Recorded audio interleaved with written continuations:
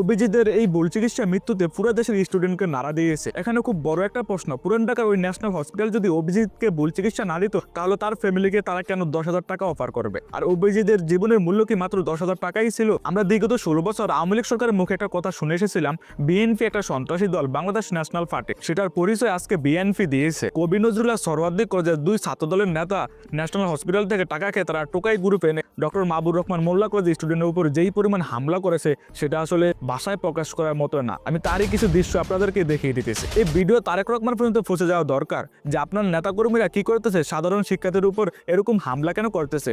শিক্ষার্থীরা তারা তাদের যৌক্তিক দাবি নিয়ে গেছে যে অভিজিতের যে মৃত্যু ছিল আসলে এটা ভুল চিকিৎসা মৃত্যু দিয়েছে, তাহলে কেন ন্যাশনাল হসপিটালের কর্তৃপক্ষ অভিজিতের ফ্যামিলিকে 10,000 টাকা অফার করবে? এখানে আরো খুব বড় একটা প্রশ্ন, সেনাবাহিনী থাকা অবস্থায় কিভাবে এই ছাত্রদল আর টোকাই গ্রুপ মিলে এই সাধারণ শিক্ষার্থীদের উপর এইভাবে হামলা করে আর শিক্ষার্থীদেরকে ইনজুরি এবং রক্তাক্ত অবস্থা করে ফেলে? স্টুডেন্টদের সেনাবাহিনীর প্রতি অনেক আস্থা ছিল, এই আস্থা দিন দিন উঠে যাইতেছে। ভিডিও যদি ইনফরমেটিভ মনে হয় অবশ্যই লাইক করবেন আর শেয়ার করবেন, আর এরকম ইনফরমেটিভ ভিডিওর জন্য আমাদেরকে ফলো করুন।